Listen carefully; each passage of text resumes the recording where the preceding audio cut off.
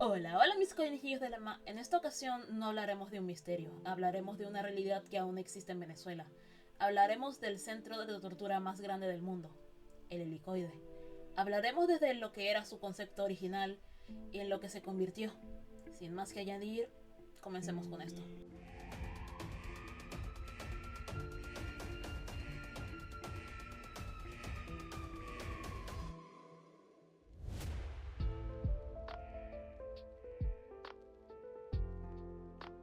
El helicoide de la Roca Tarpeya es una de las estructuras más emblemáticas y controversiales de Venezuela. Ubicado en Caracas, su historia es un reflejo de las ambiciones, fracasos y contradicciones que han marcado el devenir del país. Diseñado en la época de 1950 como un centro comercial futurista, terminó convirtiéndose en una prisión temida. Señalada por organismos internacionales como un centro de violaciones a los derechos humanos, su trayectoria es un testimonio de cómo un proyecto arquitectónico vanguardista puede transformarse en un símbolo de represión y decadencia.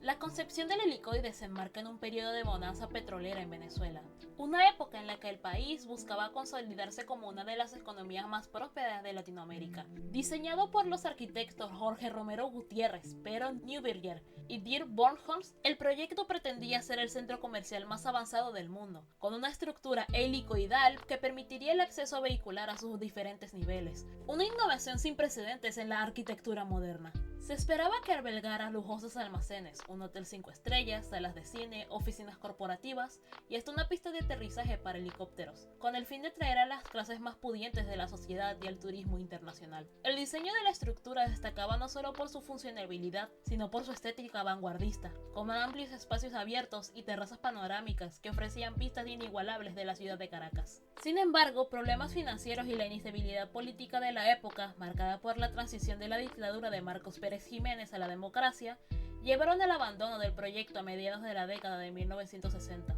La estructura inacabada se convirtió en un espacio olvidado, un recordatorio tangible de un sueño inconcluso.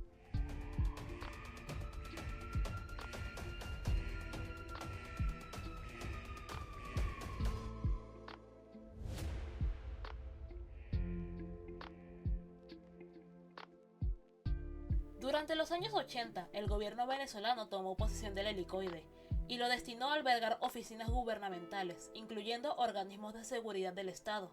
Se pensó en diferentes usos para la estructura, desde la sede de la Universidad Nacional Experimental Simón Rodríguez hasta un centro de convenciones, pero ninguno de estos proyectos se materializó. Con el paso del tiempo, sin embargo, su función cambió drásticamente, transformándose en un centro de reclusión operado por el Servicio Bolivariano de Inteligencia Nacional, o el SEBIN por sus siglas. Desde la llegada del chavismo al poder en 1999, el helicoide ha sido identificado como un sitio donde se practican violaciones a los derechos humanos. Organizaciones como Amnistía Internacional y Human Rights Watch han denunciado la detención arbitraria de opositores políticos, periodistas y activistas de derechos humanos, muchos de los cuales han reportado torturas, tratos crueles e inhumanos dentro de sus muros.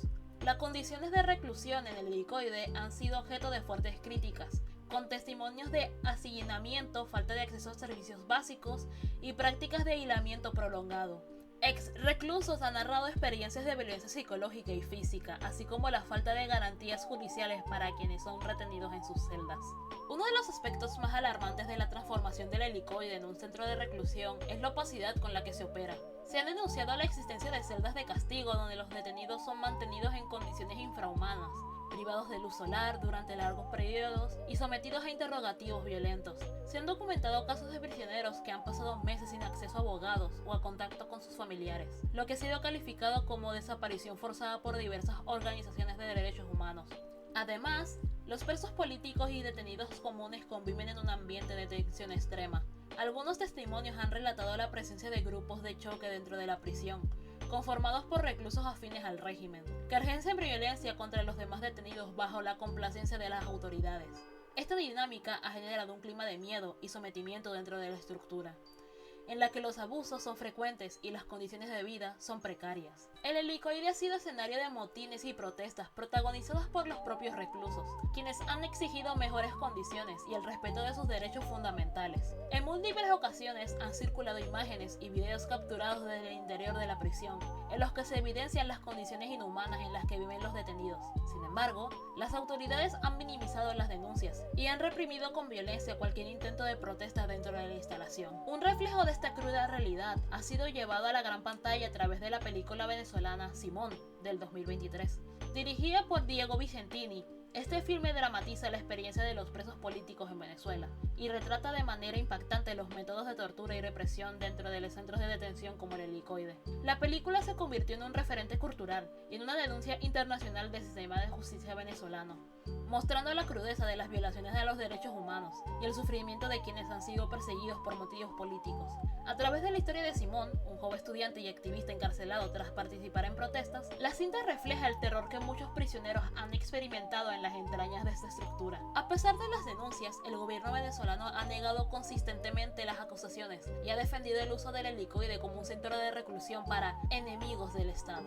La estructura, que alguna vez representó el progreso y la modernidad, se ha convertido en un oscuro símbolo de la represión política y la violación sistemática de los derechos humanos. A su alrededor, las comunidades caraqueñas han vivido de cerca los eventos ocurridos en el edificio, desde protestas hasta motines dentro de la prisión, en los que los reclusos han exigido mejores condiciones y el respeto a sus derechos.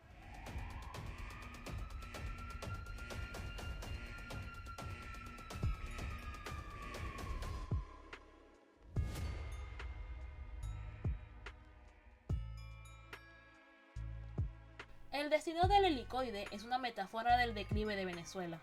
Su historia ilustra cómo un país que alguna vez fue considerado una de las naciones más ricas y prósperas de América Latina ha caído en una profunda crisis económica, social y política. El sueño de modernidad que representaba el helicoide en la década de 1950 se transformó en una pesadilla de represión y desolación del siglo XXI.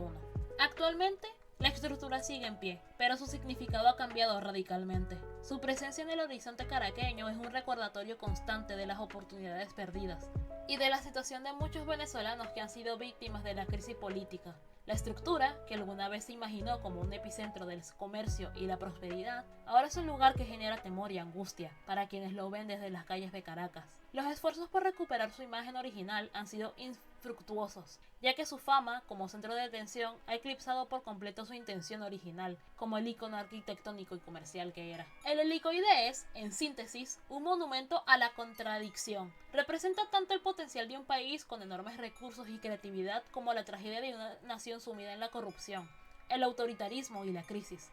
Su historia nos invita a reflexionar sobre cómo los sueños de grandeza pueden desmoronarse cuando la mala gestión, la represión y la falta de visión política toman el control del destino de un país. Al mismo tiempo, es una advertencia sobre la fragilidad de los ideales democráticos y la importancia de la memoria histórica para evitar que errores del pasado sigan repitiéndose en el futuro.